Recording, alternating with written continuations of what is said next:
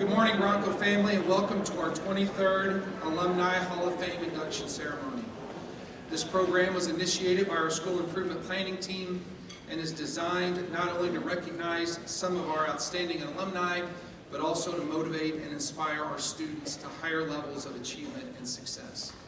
To begin our program, we ask that you please rise and honor America as the Jefferson High School Wind Ensemble plays our national anthem with vocalist April Basiletti.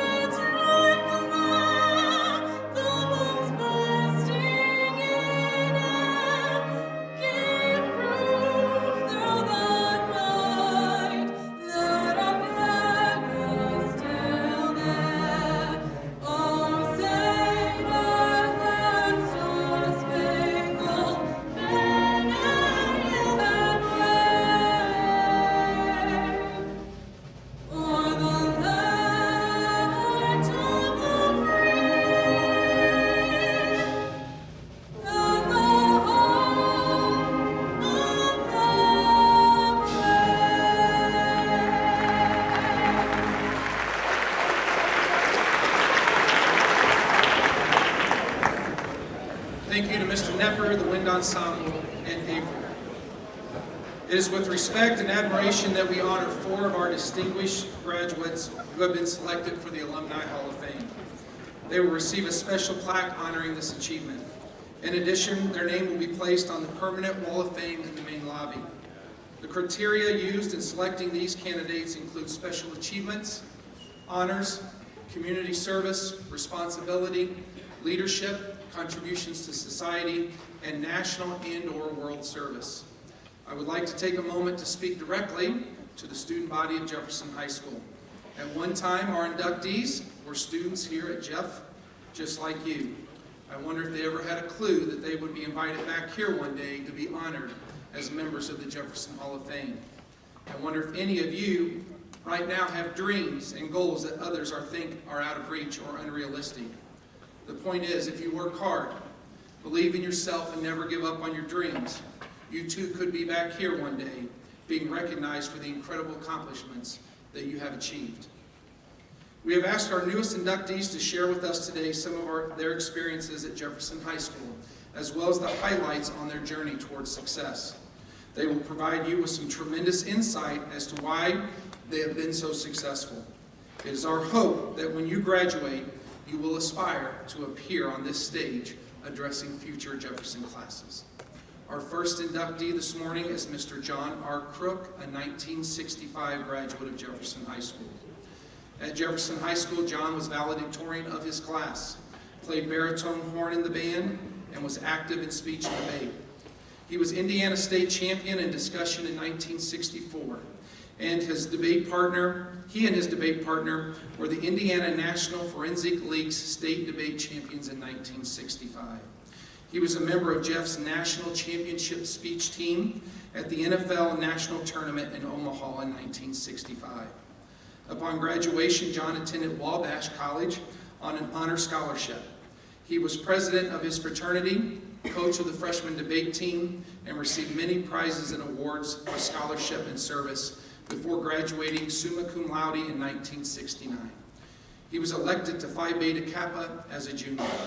He was awarded a Fulbright scholarship, but instead decided to attend Yale Law School, where he graduated in 1972.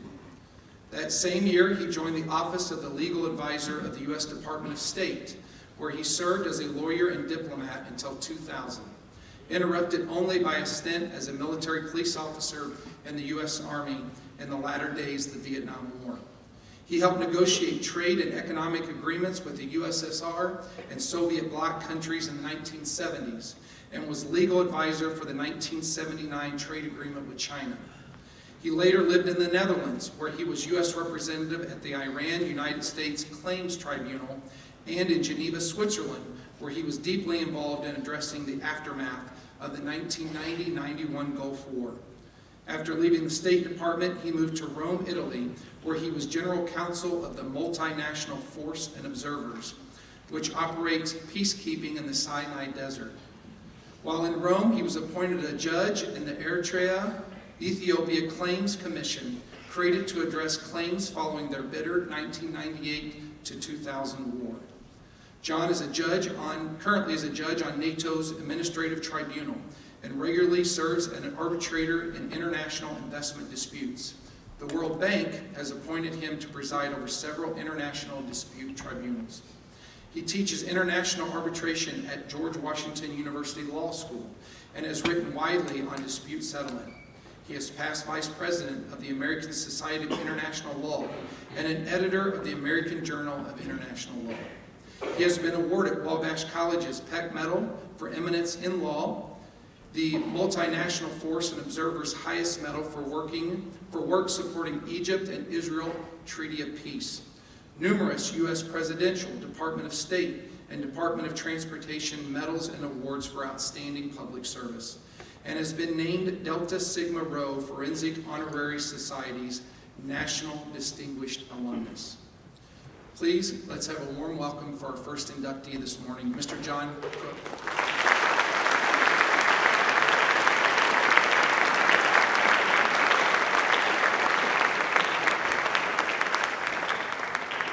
Thank you, Mark. I have to commend the wind ensemble, which sounds a whole lot better than the band did when I was in it.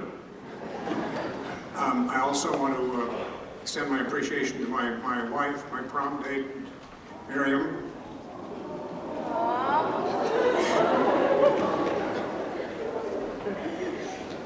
Now, Miriam and I have lived away from Lafayette for most of our lives. But this school, or more properly the old Jeff down on North 9th Street, and the people we met and learned from there have always played an important part in our lives. Now, the writer Tom Wolfe, who's not much read anymore, titled a best-selling 1940 novel about his reflections on his North Carolina hometown, "You Can't Go Home Again." Now, some of you go to college and take literature courses, and I know that's not necessarily an endorsed course these days for all the wrong reasons. You may read some Wolfe, I hope you will. His idea was basically that thinking about how things used to be is fraud. Things really weren't so great back then. Memories are better than the reality. And that's probably true.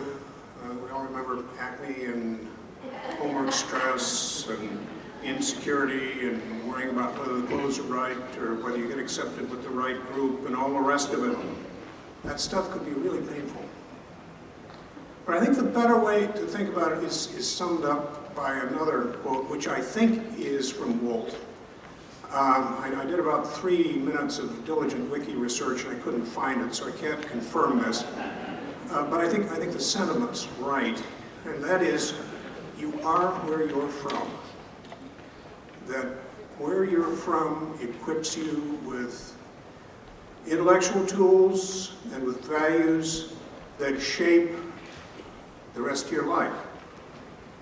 So you need to make sure you pick the right ones, the right tools, the right values. You don't want to wind up like one of those guys in the Bruce Springsteen song who had the glory days but could never move on. Now, Miriam and I were from this high school, the Bayesian version of 50-odd years ago, but I think what we learned, experienced here, has certainly helped us to move on, and for that we're very grateful. Now, although the words that educators use to talk about what they're doing are a lot different now, I think that the ideas are pretty much the same, pretty much what we experienced.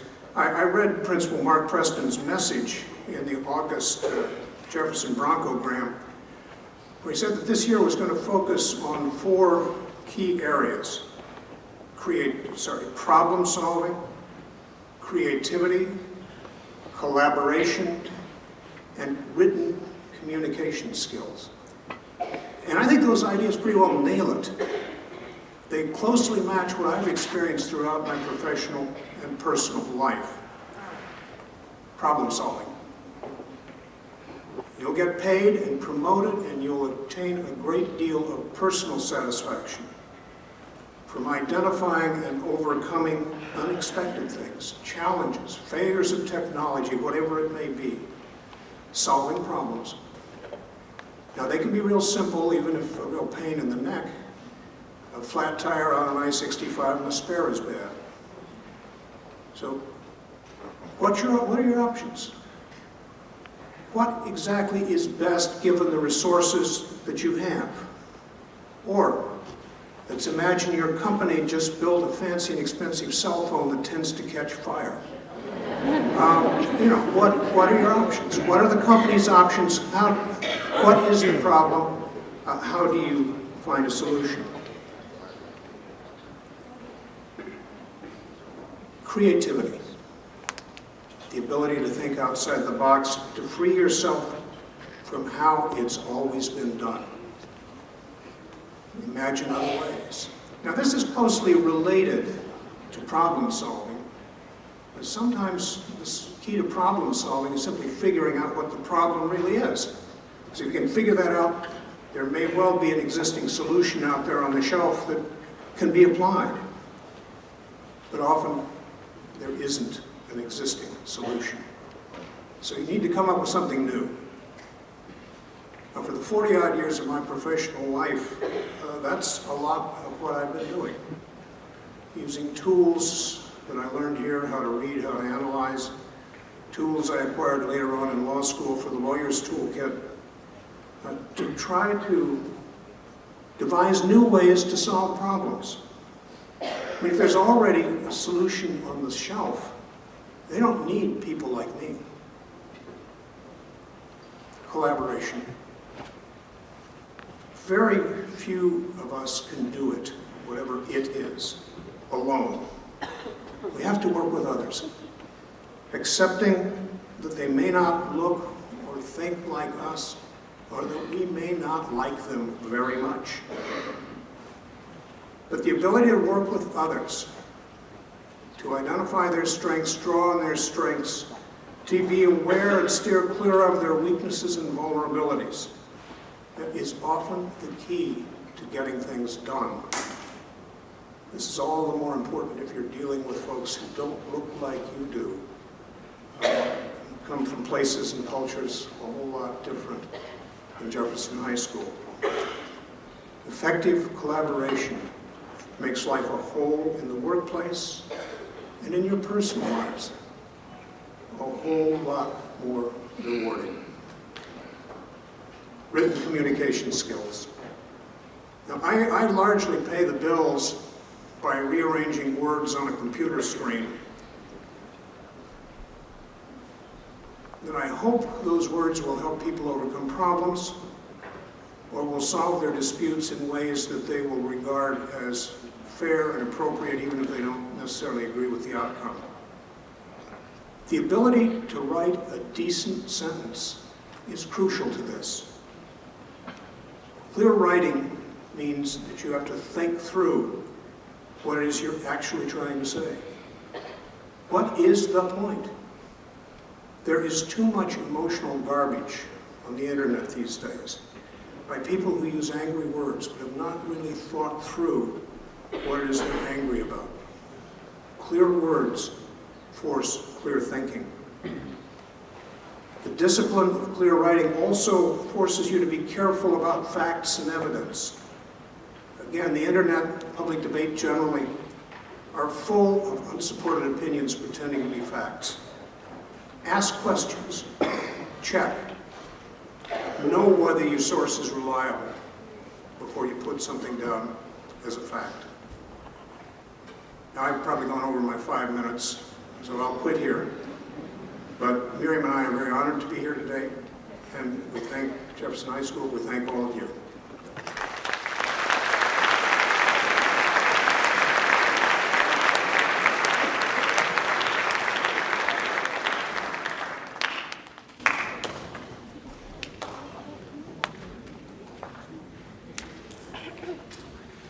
Our next inductee is Steve Schreckengost, a 1971 graduate of Jeff High School. As a student at Jeff, Steve participated in football, wrestling, and the Fellowship of Christian Athletes. Upon graduation, Steve attended Indiana University, where he earned his degree from the Telly School of Business in 1976. While at Indiana University, Steve played football as a walk-on and was awarded a full athletic scholarship for his junior and senior years by Coach Lee Corso. After graduating from Indiana University, Steve joined National Homes Corporation as a district sales manager and returned to Lafayette in 1980 when promoted to regional sales manager. Pursuing his passion for building and dedication to the Lafayette community, Steve founded Citation Homes along with his brother Stan and began building homes in the area in 1984. Stan's son Jason joined the company in 1996, and together they continue to operate Citation Homes Incorporated as a family-owned and operated company, building over 1,500 homes, developing several subdivisions, and redeveloping the site of the former National Homes corporate offices in Lafayette. Professional community involvement has always been important to Steve. He currently serves on the board of directors for Salem Bank and Trust Company and has previously served as president of the Builders Association of Greater Lafayette and the Lafayette Country Club. Pursuing his commitment for civic engagement, Steve has served on the Tippecanoe County Area Plan Commission, the Board of Zoning Appeals, and the Board of Directors for the YMCA.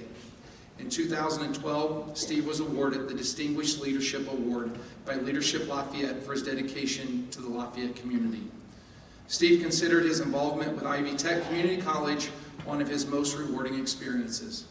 Ivy Tech is the state's largest post-secondary education institution and the nation's largest singly accredited statewide community college system.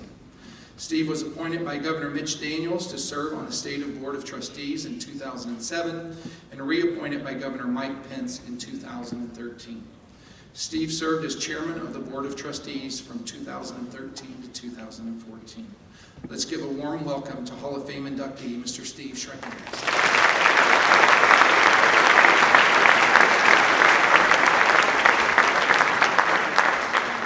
Thank you.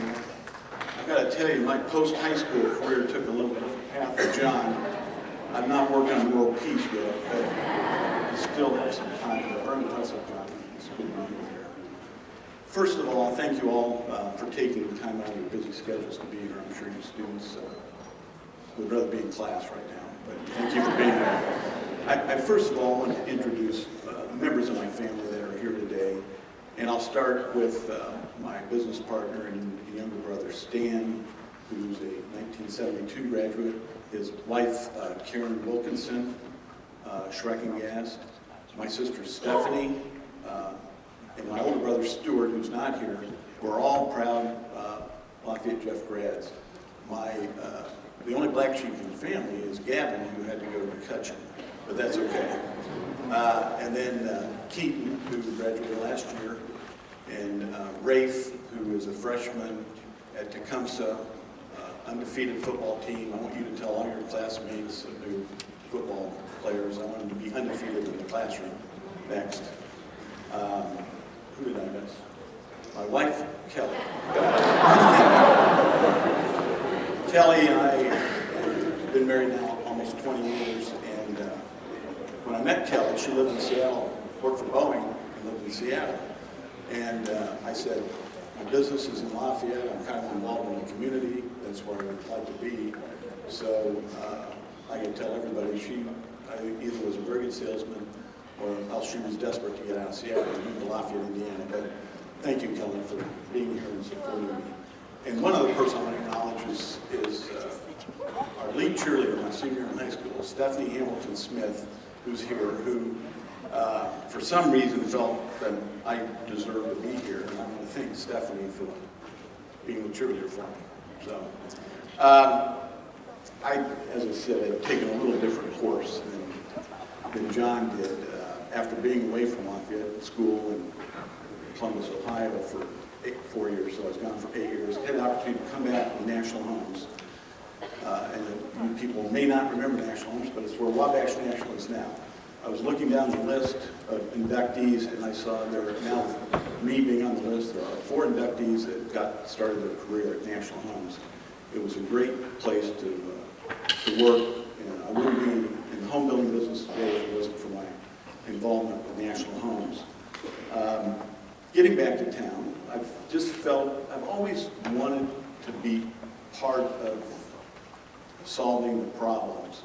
One of my favorite sayings is if you're at a meeting and if you're not sitting at the table, you're probably going to be on the menu.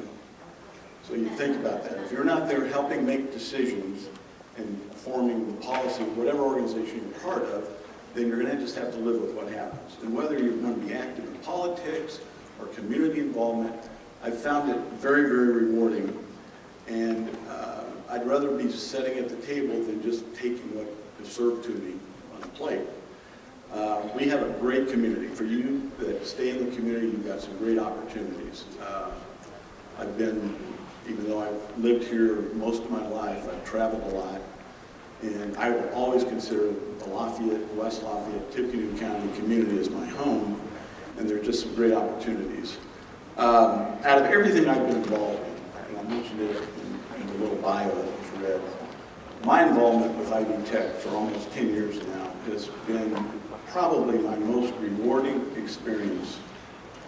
Seeing the students that come through IB Tech, whether or not you're there for a couple of classes, then go on to a 4-year school, get an associate degree, it's just been most rewarding. And I had the honor of being appointed by Governor Mitch Daniels, and my previous trustee was Joe Bumbleberg, who was trustee for, I think, almost 15 years with IB Tech. He saw IB Tech when it was in the old Jeff High School building and saw it build up to what we are today.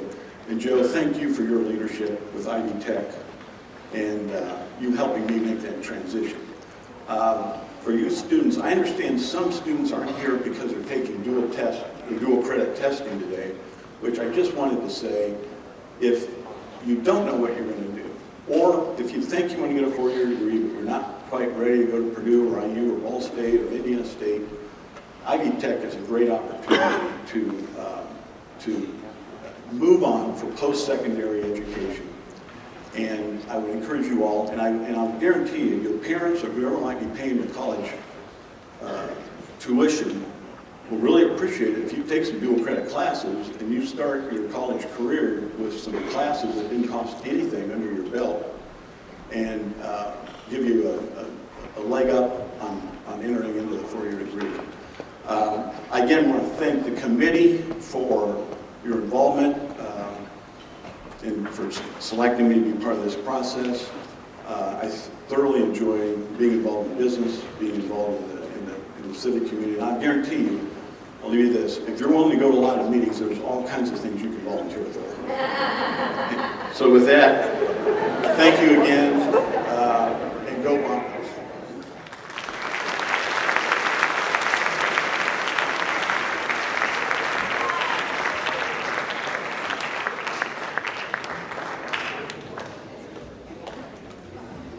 Our next inductee is Harold Vaughn, a 1973 graduate of Jeff. While a student here at Jeff, Harold was a member of Future Teachers of America, Fellowship of Christian Athletes, and the J Club. He represented Jeff at Boise State and Indiana State University in 1972. He participated in concert choir, varsity singers, and a cappella choir, performing in the musicals Kiss Me Kate, West Side Story, and Wildcat. During his high school sports career, Harold earned the maximum possible varsity letters. When Harold attended Jeff, it was only sophomores through seniors. 3 in football, 3 in basketball, and 3 in track and field. In 1972, Harold was football co-captain, MVP, All-North Central Conference, All-State honorable mention, and was selected to play in the Indiana North-South All-Star football game at Indiana University. He was co-captain of the basketball team and participated in track and field. In 1973, he was MVP and was the North Central Conference sectional and regional long jump champion, as well as the Indiana State long jump champion. Harold set the Jeff and Indiana State long jump record, 24 feet 3 1/4 inches. This picture is still up in the Crawley Center. Upon graduation, he accepted a full 4-year track scholarship to Purdue University. During the 1976-77 season, he was co-captain and was presented with the Incentive Award for Scholastic Achievement and the Red Mackey Award. He earned a bachelor's degree in physical education. Harold accepted a teaching and coaching position with the Clark County School District in Las Vegas, Nevada in the fall of 1977. During his career, he taught at 3 of their high schools. At Valley High School, his boys cross-country team was Sunrise Regional Champions in 1982. As assistant boys basketball coach, the team was the Nevada Basketball State Champions 4 consecutive years from 1980 to 1983. At Las Vegas High School, he coached the boys Sunrise Regional Track and Field Champions and the Nevada State Track and Field runner-up in 1992. He finished his teaching and coaching career at Cimarron Memorial High School. While there, his boys track and field team was the state runner-up in 2002 and state champions in 2004. Harold received the Cimarron Memorial Silver Spartan Award and the Coaches Wall of Fame Award in 2001. He was awarded the Southern Nevada Cross Country Coach of the Year in 1994, 1997, and 2000. He was the Southern Nevada Track and Field Coach of the Year in 2001, 2002, 2005, and 2006. During his distinguished 35-year career, Harold found great joy in teaching, coaching, mentoring, and advising hundreds of students whose lives he touched. Through his inspiration and guidance, many students secured college scholarships and went on to become successful members of society. 2 of his former student athletes followed in his footsteps and accepted full track and field scholarships at Purdue University. Harold officially retired from teaching in 2012. Let's give a warm welcome to inductee Harold Crook.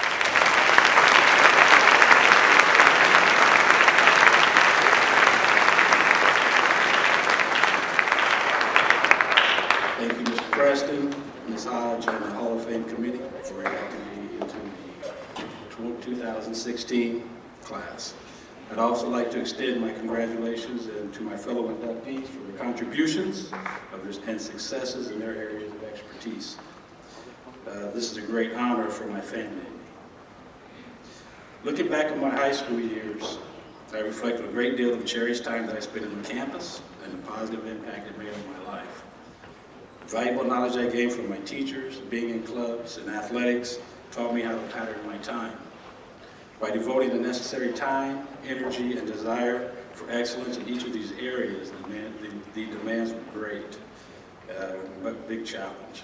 But I don't regret a minute of time spent because it enabled me to build the determination, character, and strength that I have today, and that would carry me through my life, carry on through my life.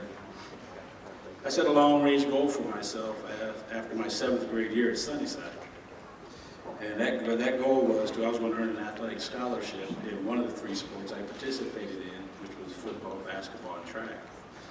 And after I graduated in the spring of '73, when I graduated, I had earned this track and field scholarship to Purdue University. And that opened up a new chapter for me in my life, which was to be an educator and coach. I relocated to Las Vegas, Nevada in 1977, and I had the privilege of teaching in the Clark County School District for 35 years.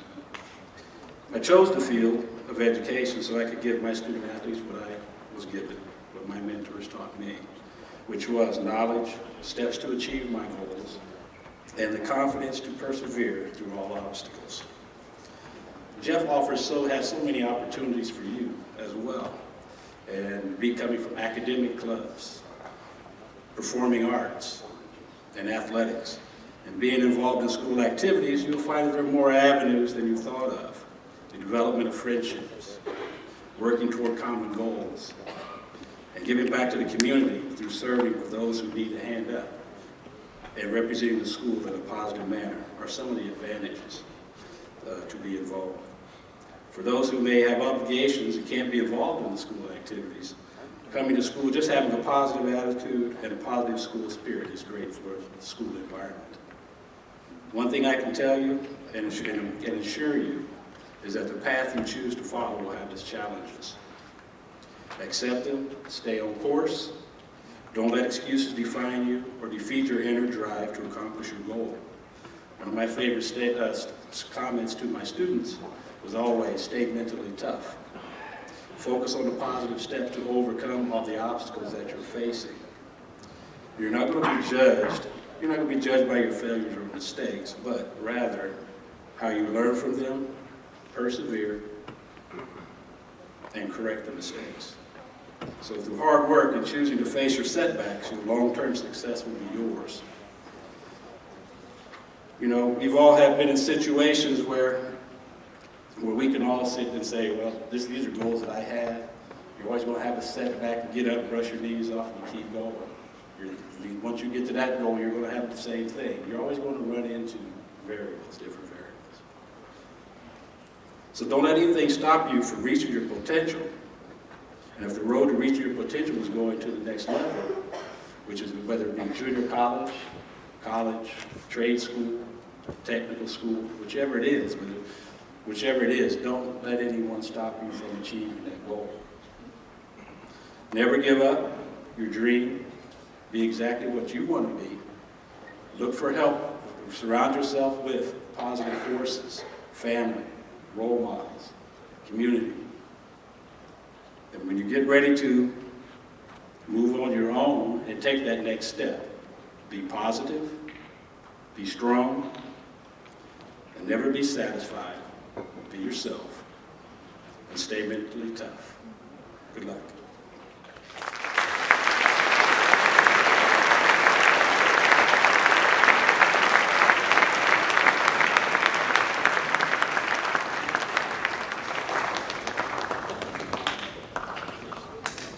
Our final honoree this morning is Cathy Grind. As a Jefferson High School, she's a 1978 graduate of Jefferson High School. As a student here at Jeff, Cathy was a member of the swim team, cheerleading squad, basketball and football block, advisory board, Spanish club, and an office scout. The highlight of her high school career was being a member of the first IHSA state swimming championship team her freshman year and being voted captain of the swim team her senior year. Cathy earned a teaching degree at Ball State University and coached club swimming all 4 years until she graduated. She was hired as a part-time teacher at Jeff and was the boys and girls swim coach here for 3 years. Next, she became an assistant swim coach and recruiting coordinator at the University of Iowa. After 2 years at Iowa, she was offered her dream job coaching at Purdue University. Cathy has completed 29 years in the Purdue Athletic Department and has established a reputation of producing outstanding student athletes. From 1987 to 2008, Cathy was the Boilermaker head swim coach, where her teams represented Purdue University at the NCAA Swimming and Diving Championships 20 of her 21 years. Her teams maintained a GPA of between 3.0 and 3.5 during her tenure. She coached several All-Americans during her time at Purdue and an Olympian.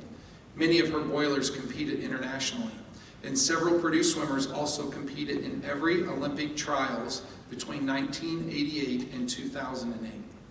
Cathy was named Big Ten Coach of the Year in 1990, Boilermaker Coach of the Year by the Purdue Club of Chicago in 1993, received the YWCA Salute to Women Award in 1996, and was featured in Sports Illustrated for Women in 2001 for being a mother and coach at the same time. In 2003 and 2005, Cathy was accorded the honor of being named to the United States swim team staff for the World University Games in South Korea and Turkey, respectively. In 2006, she had the opportunity to take a small group of U.S. swimmers to the FINA World Youth Championships, setting herself to be chosen to the U.S. swim staff for the 2007 Pan American Games in Rio de Janeiro, Brazil. After ending her coaching career in 2008, Wright Eager established the John R. Wooden Leadership Institute for Coaches and Student Athletes. She oversees the development of leadership skills in emerging leaders and captains of all 18 of the athletic teams.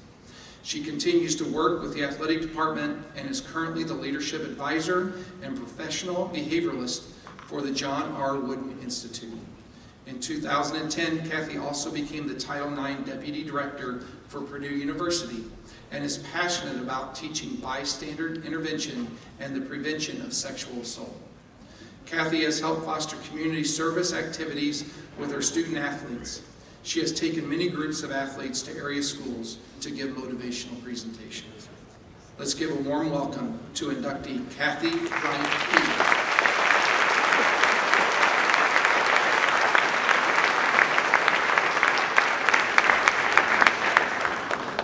Thank you so much, Mark.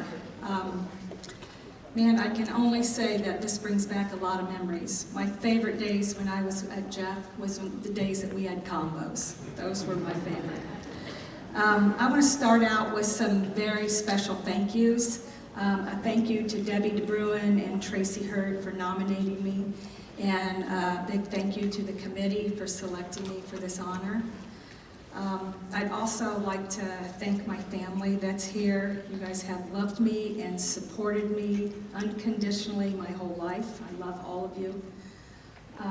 And I want to share something. Today is my 31st wedding anniversary. And so I'm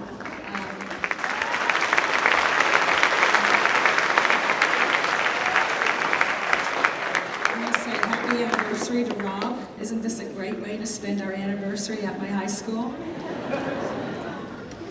And then I want to say a huge congratulations to the other inductees. I'm telling you, when they were reading those bios, I wanted to run off the stage and go sit down. The things that they've accomplished, it's amazing to me, and it's really an honor to be up here with them. The next thing I want to do is really talk about teachers. So some of my very favorite teachers are sitting right here. And I want to start out with saying that my mother and my aunt were both teachers, so I had really good role models growing up when it comes to teaching. And so when I was in 8th grade at Tecumseh, and I decided that, do you remember this when you had to do a little report on 3 different careers that you wanted to do? And I decided I wanted to be a teacher and a swim coach. And I think from that point on, I just started really watching every one of my teachers like a hawk. I'd write down, oh, I really like that. I'm going to be like that when I'm a teacher. Oh, I don't like that. I'm not going to do that. But I just want to say thank you to the teachers. I want to publicly say thank you to the teachers at Jeff High School for inspiring me and teaching me, leading me, catching me for skipping and punishing me. Developing me and molding me into the person that I am today. I think that it's something right now you probably don't realize. Mr. Kretzmeyer said earlier that sometimes he thinks that it'd be cool to have a thing where you can't say anything good or bad about a teacher until you're 10 or 20 years out, because that's when you really decide the impact that the teachers have on you. But I want to say thank you to all of the Lafayette Jeff teachers that have had an impact on not only us up here, but all of the students here. But mainly my message today is for the students. I think I look back on it now and I didn't realize it, but I learned more about life when I was at Lafayette Jeff than in any part of my life. This is going to be kind of weird, but I'm going to kind of describe my life at Jeff like in a Snapchat story, so you guys really get that.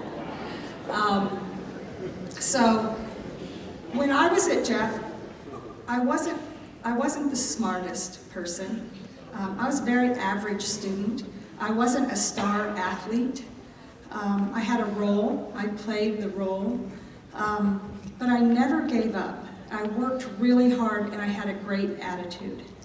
And one of the things that I loved the very, very most about being at Jeff High School was the people, and especially the students. So there's three main takeaways or lessons that I want to talk to you students, and this is my Snapchat story. So first are my friends. When I was here, I hung around with athletes, and I hung around with a lot of people in the choir and the band, people in student government. I hung around with blacks and whites and Hispanics and rich people and poor people and gay people and straight people. And I'm telling you, that is the biggest lesson that I've learned in life. That's what the real world looks like. And you have this opportunity right here in your school that you're exposed to all different types of people, and that's a gift. It's a real gift. Secondly is, I think back at high school and I think about those are some of my highest times and my lowest times. That's part of being a teenager. That's part of being in school.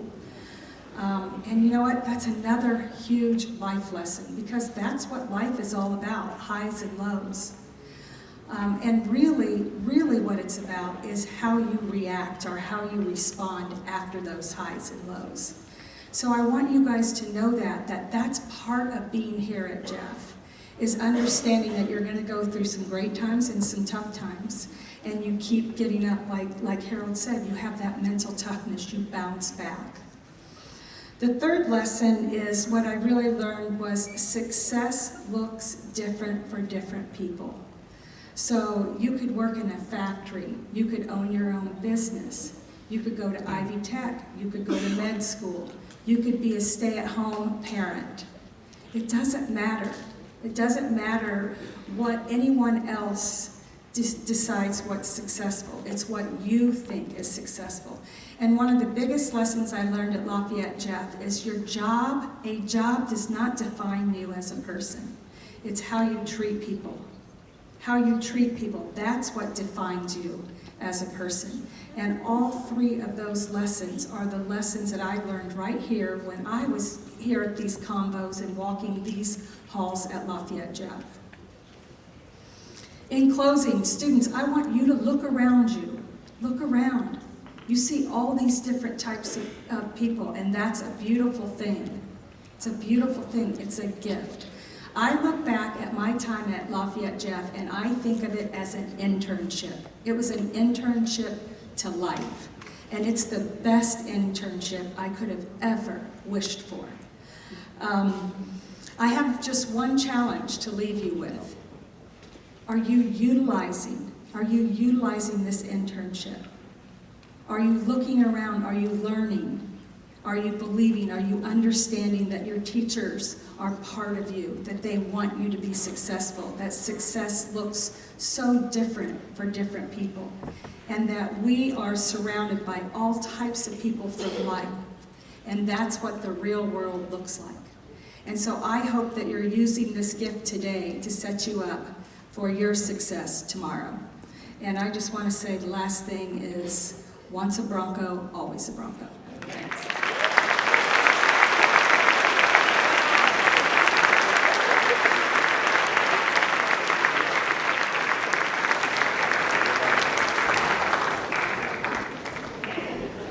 Congratulations to all of the 2016 Alumni Hall of Fame inductees. Please give them a final round of applause.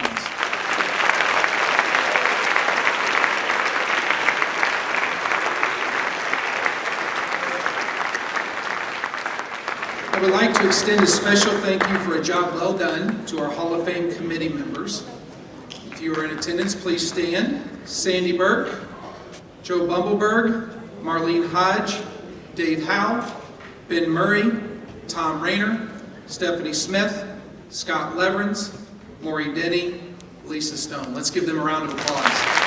Thank you for your service.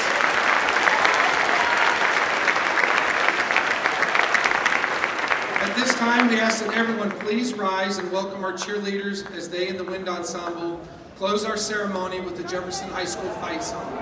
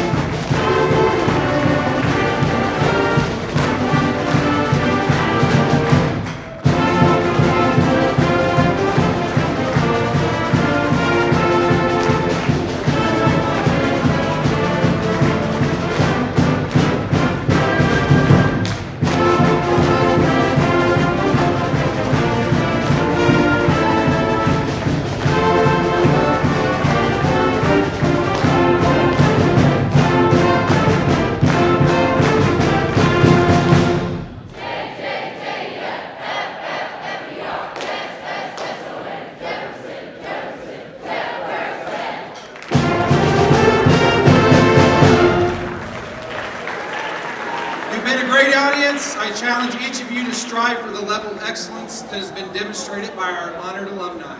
Thank you for being here, and you may now return to second hour.